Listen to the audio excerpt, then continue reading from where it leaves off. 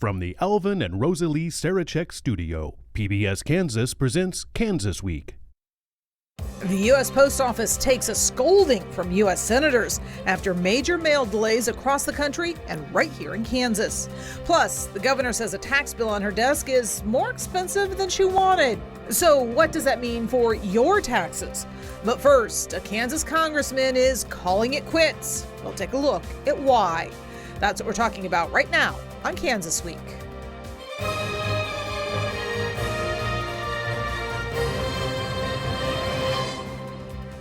This is Kansas Week, and I'm your host, Pilar Pedraza. Kansas Congressman Jake LaTurner announced this week he will not run for re-election.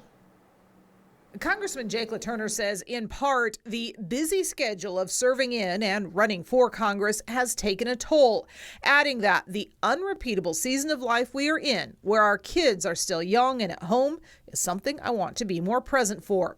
A spokesman for LaTurner's D.C. office issued a news release Thursday morning sharing the news.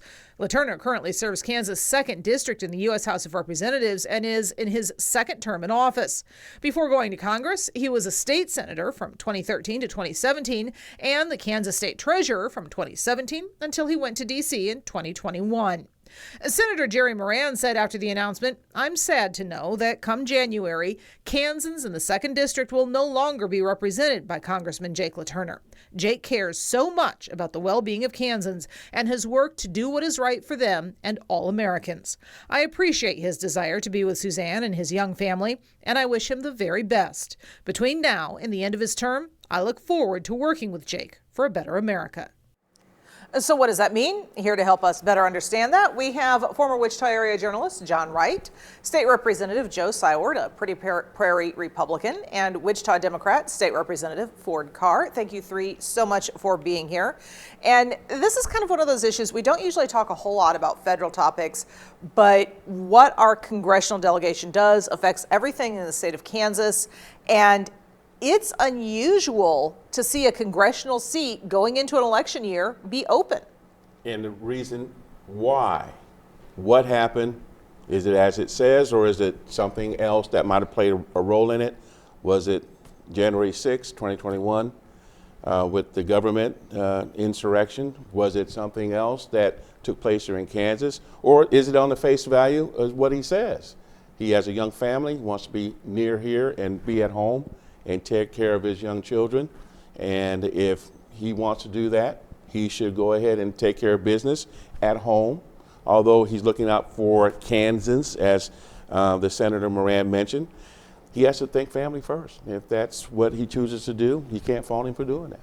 And Joe, I know you and I have had some conversations along this about with state lawmakers, how much work it takes, how much time it takes, the hit on finances so many lawmakers take, and this is congressional, this is D.C., it's even worse.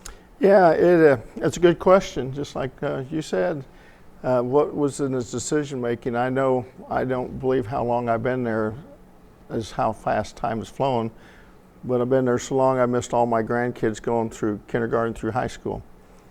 And they tell me, "We know, Grandpa, that you're fighting for us now." It's kind of an emotional issue, and I never thought about it, but 16 years now, a lot happens in that. So I can see his point. It's a lot of work on a congressional. You got a lot of lobbying to do and things like that. It is an election year, so there's a lot of things going to be going on. Is there an undermining reason? Got a hunch, but we all got hunches about stuff, but if that's his decision, like you said, to spend time with his family, I got it. And I wouldn't have wanted to do that with my kids, but I even noticed it with my grandkids, especially. I know you and I have kind of had that conversation too, just about how much work is involved in being an elected official. Tons of work. I can only imagine what the workload might be at the congressional level. We can only speculate as to why he made the decision that he did. So at this point, we would have to take it at least at a fraction of face value. From my position, I look at it from a Democratic perspective as an excellent opportunity, right? I know that speaking with some of his constituents in the Kansas City area, those that come from those underserved communities, they weren't at all pleased with his representation, and therefore they're looking forward as well to the possibility of now having a Democratic candidate and quite possibly a Democratic member of Congress going forward. So I'm looking, I'm more interested in what we might do as a party, to try to shore that up, who we'd be looking at as a candidate that we think could step in and take over that seat. It's interesting. I was having a conversation about that with Dr. Neil Allen from Wichita State University, a political scientist, because I had considered that while this is a district that has been borderline purple for the last couple of elections, with the redistricting that we just went through, gerrymandering as many call it, Lawrence was taken out of that district and McPherson and Emporia were put in much more conservative parts of the state. So from my perspective, I was like, well, the chances of there being a party change there are pretty low. But Dr. Allen was saying it just kind of depends on the candidate that they get. If they get a strong candidate, that district is still much more purple than a lot of people think, in his opinion. So it depends on the candidate and how much money gets poured into that race. Bingo, you hit the nail on the head. It's about the money and those representations that Mr. Carr had mentioned. And so where are those constituents and what do they want? What bills did he introduce that impacted their lives, that enhanced their well-being?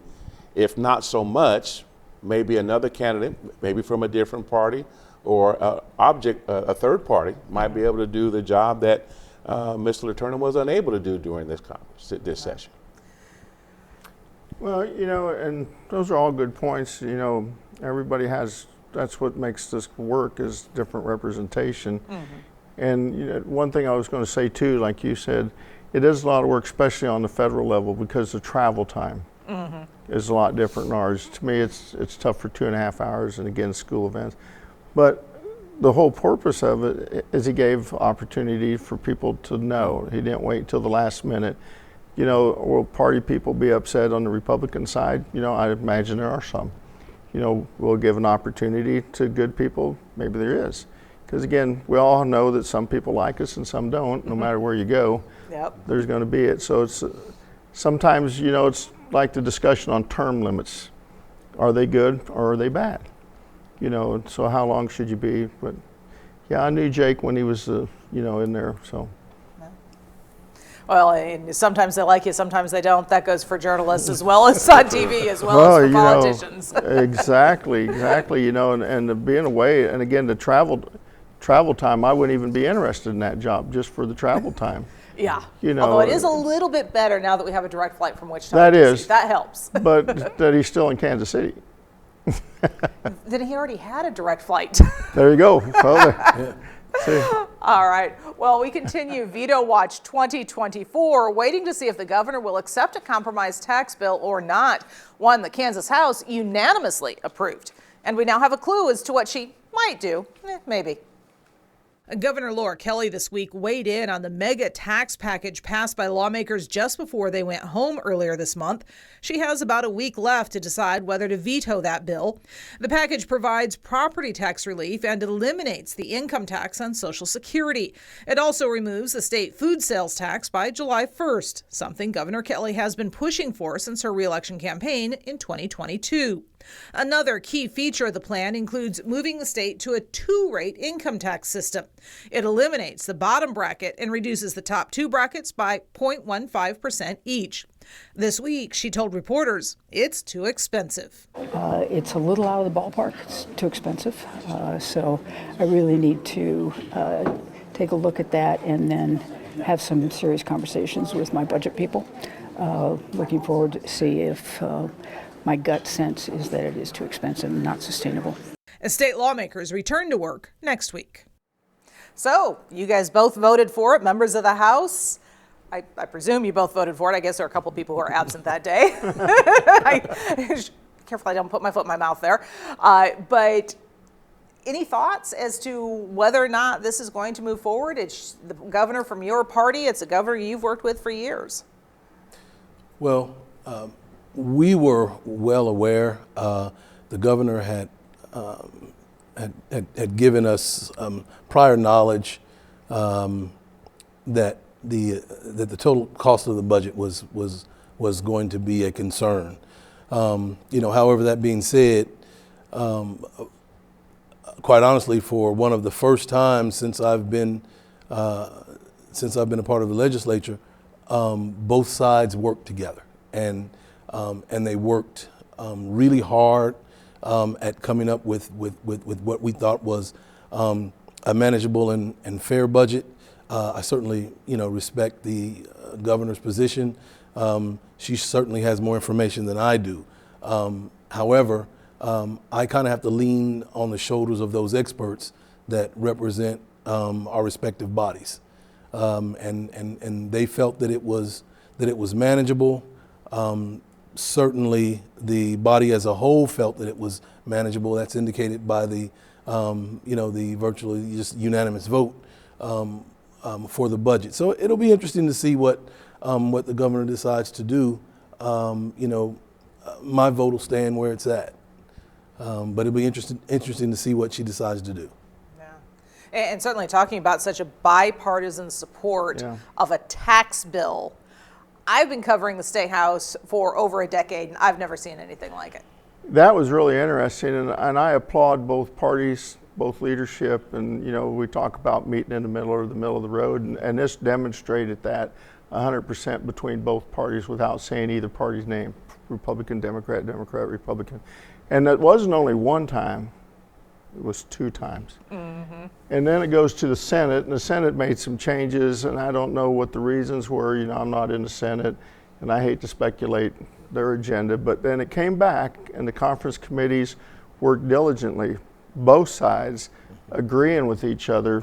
That's something I haven't seen in that time frame neither, in the 16 years. There's some bills that are comprehensible and we all agree on. I mean, that's just middle of the road of everything. Mm-hmm. But something like this package where it's a big change, it's a lot of things in it, it's going to change things for a lot of people. And are they good things or not? You don't know. And like sometimes you don't know what it is if it's good until you try it. And that's what our job is, if it's not, to change it. But I'll say I was impressed, and I know a lot of my members felt the same way, that we were 100% behind each other, and that should send a message to somebody. Well, and just before we started to record this episode, the governor has begun to do what I consider a Friday afternoon dump. She did this to us last week as well, sending out a whole list of bills that she's either vetoed or letting become law without a veto. The new vetoes are HB 2465, that's an adoption savings account bill. She said she was vetoing that one because she didn't like state money going toward the alternative pregnancy centers. 2614 was an election bill that would require election offices to record the names of anybody delivering somebody else's advanced voter ballot. 2618 was no federal money for elections without legislative approval, also vetoed. 2532, that was a horse racing bill that would take a bunch of money from horse racing and put it into a horse breeding development program. I hadn't even heard of that one. That was the last minute. But her reasoning on that one, interesting, was that it would take money away from it, would financially hurt a Wichita horse racing facility. So, and then 2583, Baines Law, which was overall fairly popular, but also had some detractors on the House floor. I can't remember if you were one of them.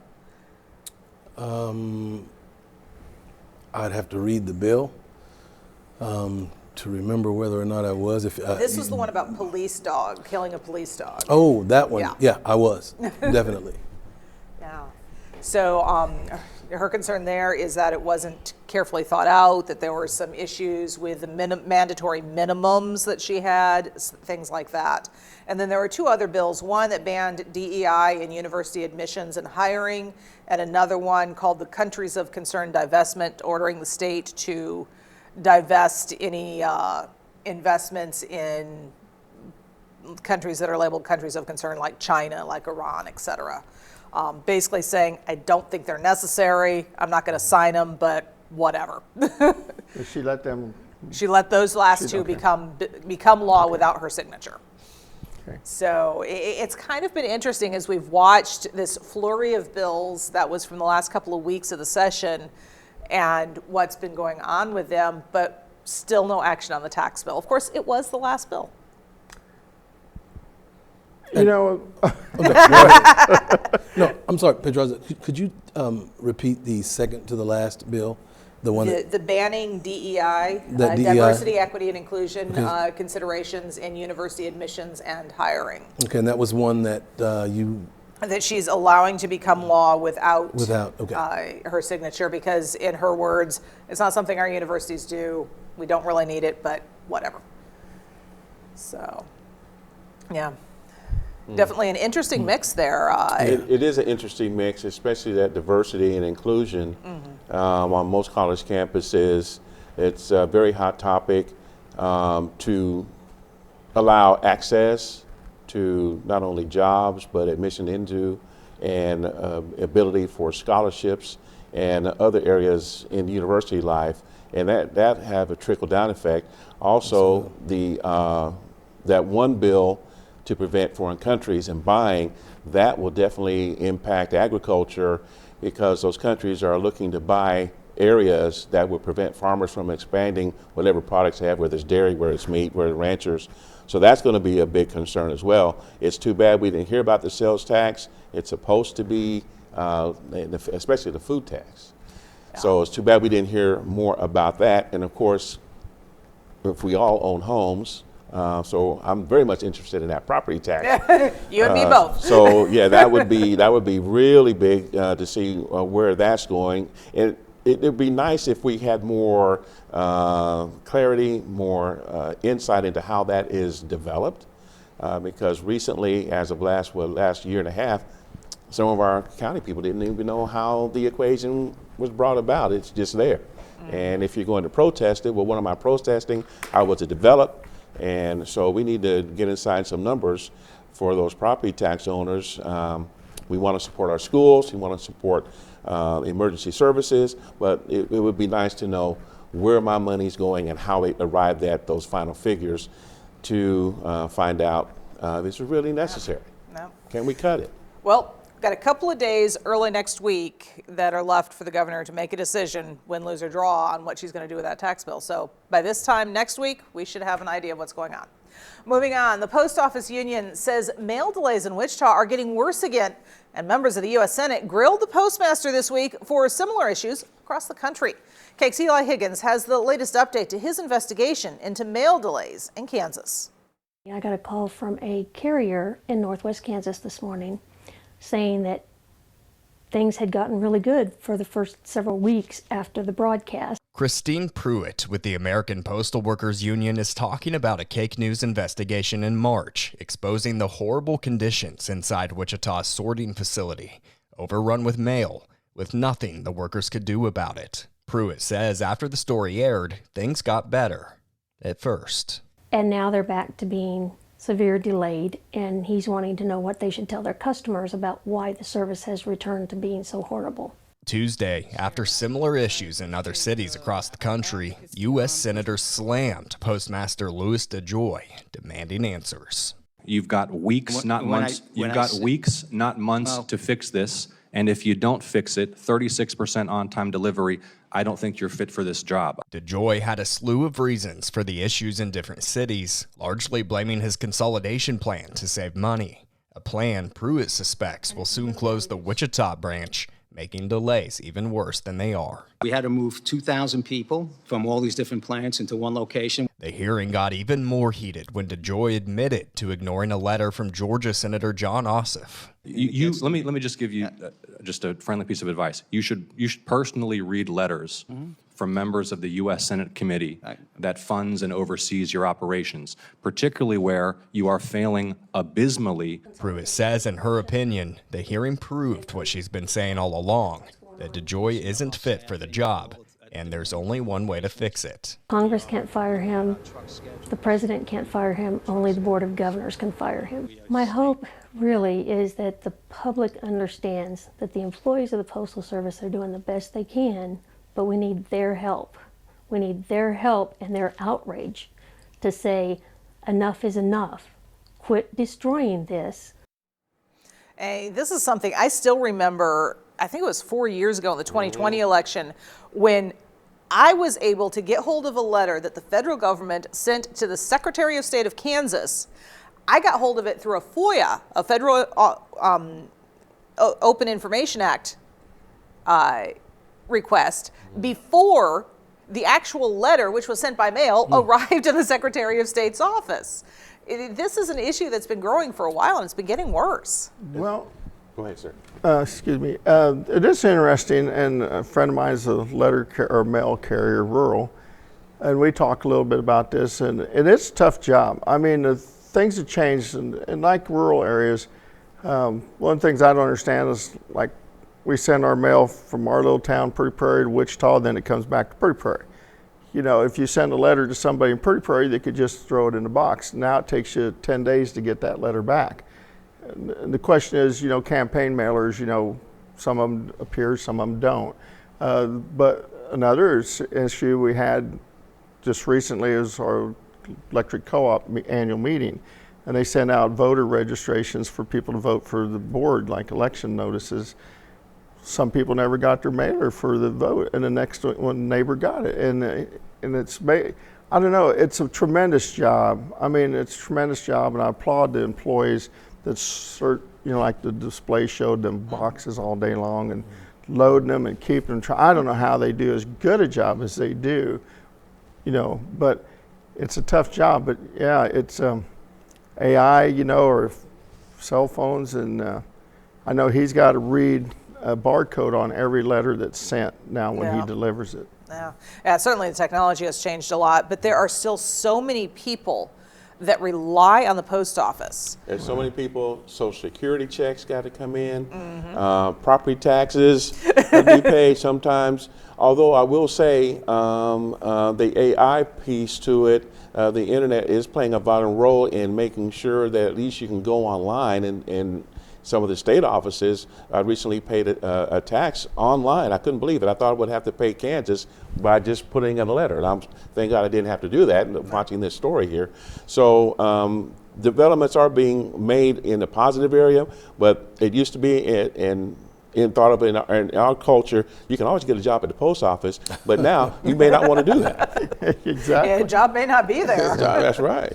So, you know, Pilar, I've had a conversation with some of the union heads with the Postal Service, and it's been a long-standing belief that, and I don't know that this is a fact, I had actually intended to make an attempt to tour one of the facilities when we're out of session, but it's been somewhat of a long-standing belief between some of those union members that because most of this is just managerial, right? It's poor management, and the belief has been that that DeJoy himself has interests that would benefit from the mail system becoming privatized. So that's kind of an underlying factor, or kind of the elephant in the room, you know, that may be rearing its ugly head at this point. So that's something that you know, it'll be interesting to see how this works out. So we can't blame the weather. We can't blame anything else other that may cause some delays in those deliveries, which would hail, snow, rain, sleet. The mail's going to be delivered. Well, maybe not so much now. Right. Well, it's interesting, if I got a minute to back with what you're saying, Mr. People send your checks and your taxes, and so many things are time sensitive. And if you're, you know, just like they don't postmark our letters in our town so they know that it was sent on this date. I've talked with the postmaster, like Representative Carr said, and some of these people. You get behind on a credit card deal and you don't pay it off, it could cost you thousands of dollars. And you know, even with sending our income taxes, I got to pay quarterly taxes now. And if you don't pay it on time, you get a penalty, and you can't send it certified because they're not going to sign for those. They get 50 million or how many they get. So what is the alternate? You know, but we've made our electric bills and all our bills, you can go direct monthly billing Yeah. on your checking account or your credit card account. One could consider that a poverty tax, though, because some people, they don't have the money for internet to do some of these things. Right. Yeah. They're supposed to be expanding that service too. Where is that right now? Especially in the rural areas, On the right? internet, yeah. On the internet, broadband. Sure, we've done tremendous on that, you know. But again, even with this thing, you know, you can pay your bills with it, but it costs money. It's just like you said, Pilar. You know, and some people can't afford that stuff, and again, are they the ones that are going to get tagged with it the most? Because on those credit card charges, you know, if you're 1 day late, then it's of 20. We got a notice on one of ours, it's raising the rate to 24%, and we pay it every month. You know, but we're nervous, but we made it direct pay so we don't have to worry about it. So there's options there, but it's a concern, you know. And again, I applaud those people that work there. When you see the amount of money or mail they have, I'm surprised it's as good as it is. All right, so we've got a couple of extra minutes here left. I'm going to kind of throw an unexpected topic at you. What haven't we covered this week that you think maybe we should have talked about? Just briefly, John, to your point, we did pass one of the broadband expansion bills this session. Clearly, I haven't seen it on the veto list as of yet. So, Good to know. so you just keep crossing your fingers on that one. Because most times going across the Flint Hills, if you don't have the internet, you're just tuning in local radio. And some of us are able to afford the satellite, you know, various networks. But it'd be nice to, when you have your phone, that you can connect to the internet no matter where you are across the state. Yeah. Right. But if, you know, I work special services, you know, and we could take them out so quick and easy. And if we lose all that, then everything we rely on too, besides the mail, was something that you couldn't take really out. But I would like to comment on one, if I got a minute. Is the horse racing bill. My seat partner is from Eureka Downs, and he's worked real hard on that. And you know, it was a great opportunity for Eureka Downs, and it's disappointing that we're supposed to be promoting business across the state and not canceling this one over here so this one over here can't make money. And I think he's going to be real disappointed because I know how hard he worked on that. Well, our viewers are going to be disappointed because we are out of time. Thank you three so much, and thank you for joining us. Stay safe and have a great week.